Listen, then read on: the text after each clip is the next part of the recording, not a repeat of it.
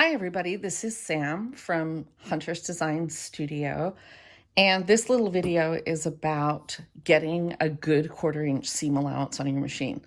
So you get to see my hands today, not my face. So this is one of my trusty power tools. This is a Janome 1600 Professional. And one of the things about this machine is it does not have a moving needle. It doesn't do a zigzag. It's purely straight stitch only. So this particular machine doesn't have quite as many options as a lot of our other machines do in terms of the feet that I could possibly be using. So I'm not going to be able to adjust the needle on this, and I'll show you how I get my seam allowance on this guy a little bit later. So first of all, let's talk about the possibilities that you might have with your sewing machine and its accessories. And the first one is this little guy here. Oh, let's see if we can get him in the camera. A 1/4 inch foot. Okay, so there's this little blade on the edge that acts as a nice bumper to go up against the side your fabric. And it's got a relatively decent, let's put it over the white. There we go. A relatively decent oval hole, which would allow you to move your needle side to side if that adjustment is available to you. The problem with this foot is that it usually isn't an accurate 1/4 inch. You still have to test it. Okay. And if you have the ability to do micro adjustments to your needles in the side-to-side positioning, that's where you're going to want to do it. But you have to be really careful that you don't move the needle over so far that you jam it down into the foot and snap it. Okay, so that's one of them. The other thing that sometimes happens with these feet is that where your needle has to be placed in relationship to the foot makes the feed dogs underneath not grab the fabric in a way that makes it run straight. It kind of wants to on the way through. So sometimes this foot, while it's trying to get you the 1/4 inch, the way it functions once it's got there is you're always fighting your fabric against it. So not always the most accurate choice. We can make it that way. We can tweak it, but pay attention to those things. Another foot that I started using a really long time ago, before we had the 1/4 inch foot. I know, old as dirt, right? This is an adjustable blind hem foot, and it essentially does the same kind of thing that your 1/4 inch foot is going to do, except for there's usually a wheelie thing on the side, and that wheelie thing moves this bumper in and out. And this has to do with getting an adjustable blind hem stitch, like when you're hemming pants, but it works just as well for a 1/4 inch foot. The other thing about it is usually the hole in the middle is much larger, so you can place the needle where the feed dogs are going to track really well, and then move this wheelie dude over until you get it exactly where you want it. And what I've been known to do with these feet is actually buy 2 of them, one to keep for hemming pants, not that I do that very often, and one, once I found my perfect space for this foot on my machine, I super glue this in place. So the wheelie thing, I super glue right in here so that that doesn't ever scoot and move and rattle and all of those kind of things. The amount of vibration we put through the machines can make things just kind of move out of the way. So those are 2 options that might be available to you on your machine. The one that I'm going to use today is called a seam guide. So it's a bar, nice oval hole, and a big old screw. And you need to have screw holes on your bed for this to work. Okay, so we put it down there, we screw it tight, and usually what we do at that point is we take a good look in here. There's usually a 1/4 inch line, and you want to get close to it. I'm going to have to put my head in the picture. Hang on a sec.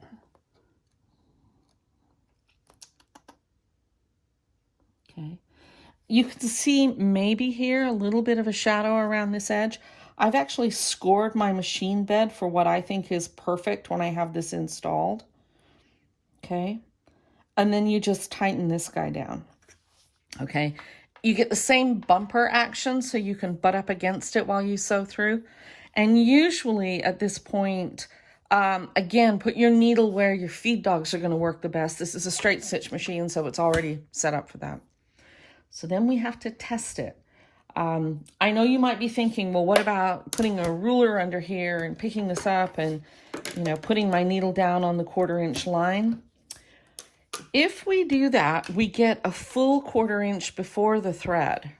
And what happens then is you sew your fabric together, you've got a ridge of thread, and then when you iron it and you come around it, okay, you've got a little bit of fabric taken up in the curving around the iron. So the 1/4 inch on a ruler is usually just a hair too heavy to be actually any good. So these are a bunch of scraps that are 2 inches wide. It doesn't matter how tall they are. I think these were probably 2 1/4 by 2 inches. What an odd size. Probably had a miscut strip and just cut them up for testing. So get them aligned properly, and we're going to stitch down that. Okay, now the next important part of this, just trim off that thread, is you have to iron this the way you would iron a pieced block. Because what we're doing here is we're using the thread that you usually use, the machine that you usually use, the needle that you usually use, and we iron the way you usually iron, okay? So if you iron and really, really hard press over, you're going to have a slightly different result than people who don't iron quite so hard. My iron is out of camera range here. So there we go. So we're going to do this, and we're going to pop it on the ruler, and we can probably see that, yeah, that looks like that's right around 3.5 inches, if you look over here. Now, that's one seam. How many of us make a block with one seam? Not very often, right? We often make a block with at least 2 or 3 seams going across it. So once you've got it looking good with one seam, the next thing to do, I'm going to press these one at a time because that's how I would make my block, is you have to sew 2 or 3 seams to see if that accuracy has carried over in several ways. And what happens oftentimes is one seam looks fabulous and you get to 3 seams and it's like, okay, I'm really nowhere close. Okay. Alrighty then. So now I've got 3 seams here. Yes, it's an Aliso. Could you hear it standing up? Okay, so now I've got 3 seams. Looks like I pulled a little bit on one spot. Ooh, this is what I get for like not standing up to iron. Let me try that one more time.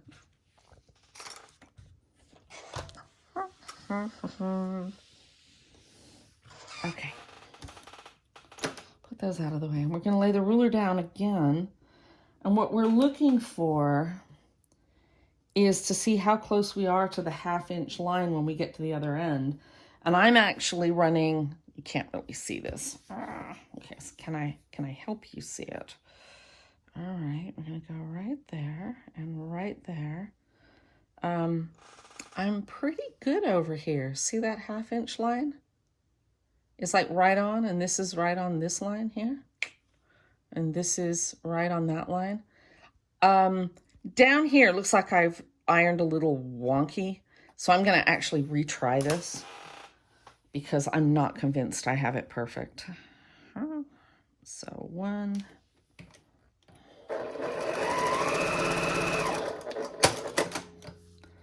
One of my favorite party tricks is to sew a little sideways at the end. It's like I keep it straight and then I let go. So accuracy matters from top to toe.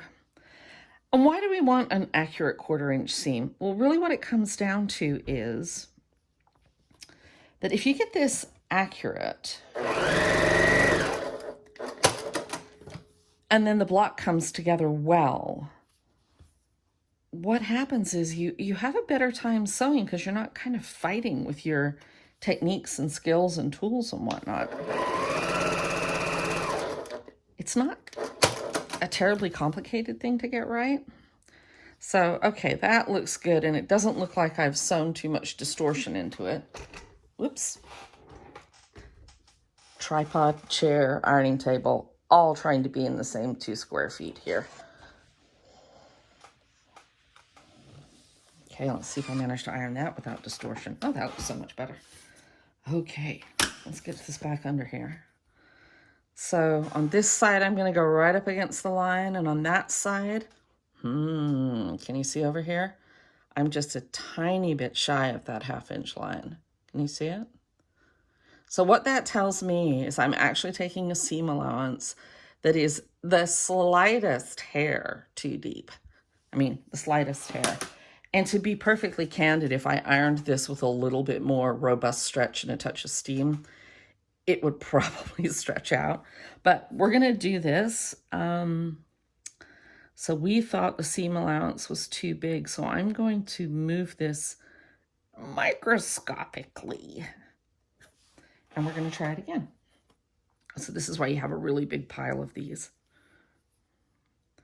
And, you know, take your time on figuring this out, because this is kind of one of those, you know, get it right, set up before you get going on your project.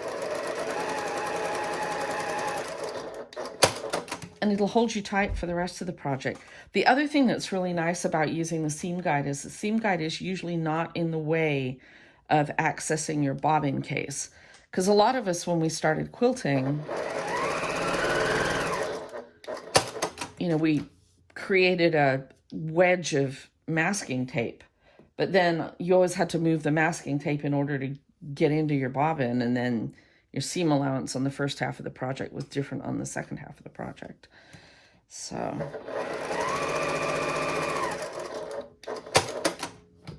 but this isn't necessarily about what kind of tool you have here. It really is much more about how do you test it. Because again, this is your 1/4 inch seam on your machine, your thread. Okay, let's see if I can stop rolling into the camera here. Okay, let's have a look. My guess is it's going to be a little bit too big. This is the game that I have a tendency to play. Yeah, look at that. It's just the tiniest hair over there. So I'm really in the neighborhood here. And to be honest with you, I would probably, I'm going to have one more go at it. Okay, so I ended up with too much fabric, which means my seam allowance was ever so slightly too small. Okay. All right. Let's say that the 3rd time will be a charm. What do you think? All right, here we go.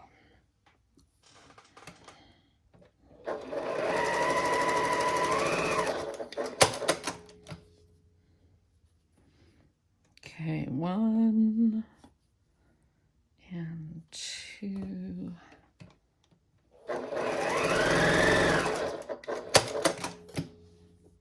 And 3.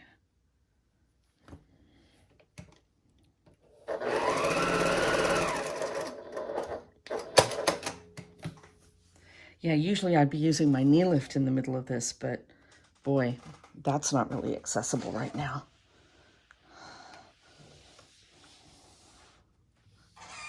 Okay, what do you think? You think we got it? I think we got it. Still looks a bit big. Still looks the tiny, oh, looks even worse big. Made the seam allowance too small. Okay, so gotta go back. I'm gonna go back to that line. Alrighty. Don't forget, when you tighten things down, in the tightening, it can move the bar just a tiny bit.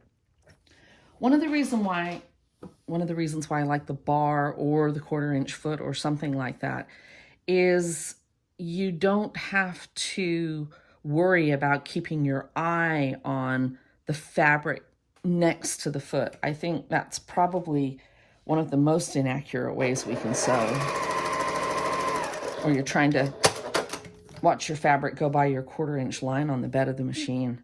So if you've got something that you can butt up against and bump up against, it's always going to be a little more accurate.